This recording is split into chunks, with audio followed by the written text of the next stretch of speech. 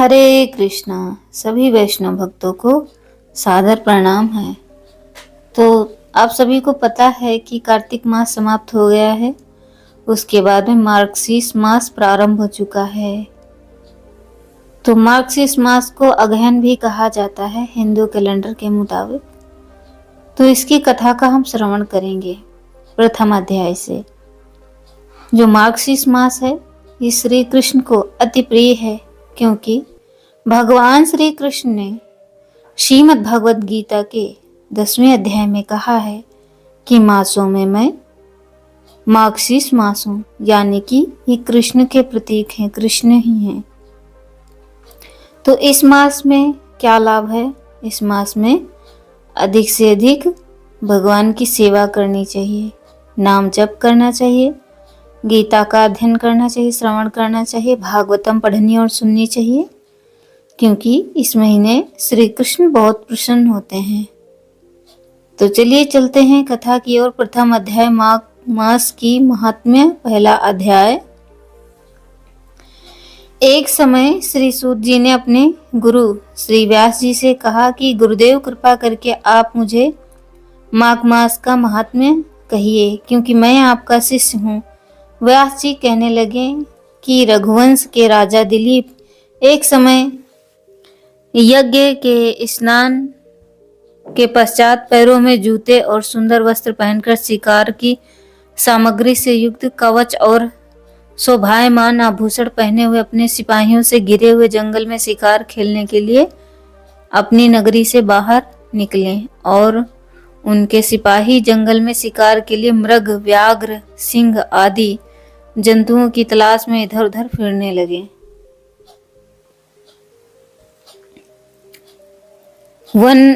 उस वन में वन स्थली अत्यंत शोभा को प्राप्त हो रही थी।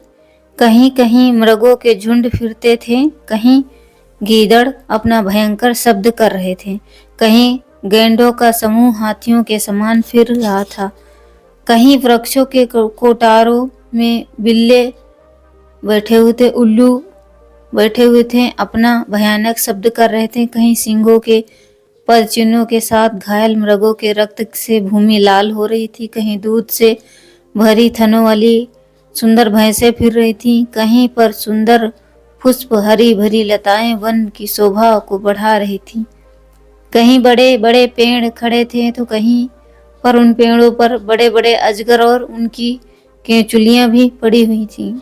उसी समय राजा दिलीप के सिपाही के बाजे की आवाज सुनकर एक मृग वन में से निकलकर भागने लगा और बड़ी बड़ी चौकड़ियां भरते हुए आगे बढ़ा। राजा ने उसके पीछे अपना घोड़ा दौड़ाया, परंतु मृग पूरी शक्ति से भागने लगा।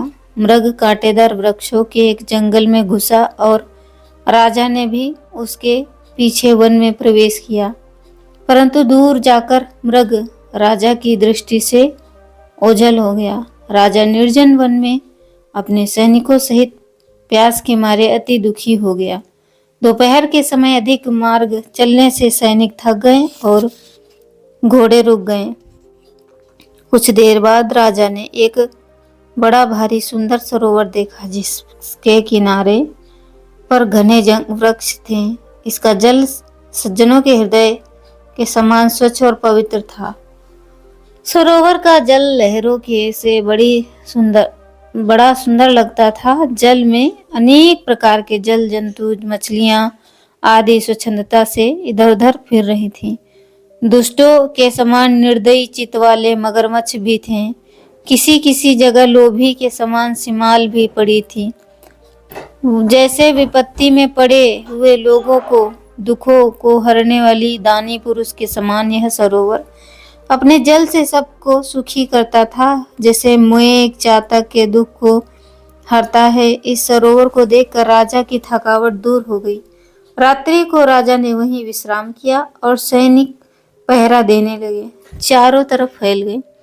रात के अंतिम समय में सूकरों के एक झुंड ने आकर सरोवर में पानी पिया और कमल के झुंड के पास आया। तब शिकारियों ने सावधान होकर सूकरों पर आक्रमण किया और उनको मारकर पृथ्वी पर गिरा दिया। उस समय सब शिकारी कोलाहल करते हुए बड़ी प्रसन्नता के साथ राजा के पास गए और राजा प्रभात हुआ देखकर उनके साथ ही अपनी नगरी की तरफ चल पड़े, जिसका शरीर तपस्या और नियमों के कारण बिल्कुल सूख गया था, जो मृगछाला और वल्कल पहने हुए था और नख रोम तथा केश धारण किए हुए था। राजा ने ऐसे घोर तपस्वी को देखकर बड़े आश्चर्य से प्रणाम किया और हाथ जोड़कर खड़ा हो गया। तपस्वी ने राजा से कहा, हे राजन, इस पुण्य शुभ माघ में इस सरोवर को छोड़कर तुम यहाँ से क्यों जाने की इच्छा करते हो? तब राजा कहने लगे कि महात्मन में माघ मास के स्नान के फल को भी नहीं जानता, कृपा करके आप विस्तार पूर्वक हमसे कहें। तो अब हम मिलते हैं आपसे दूसरे अध्याय में। ये प्रथम अध्याय था। तब तक के लिए हरे कृष्णा।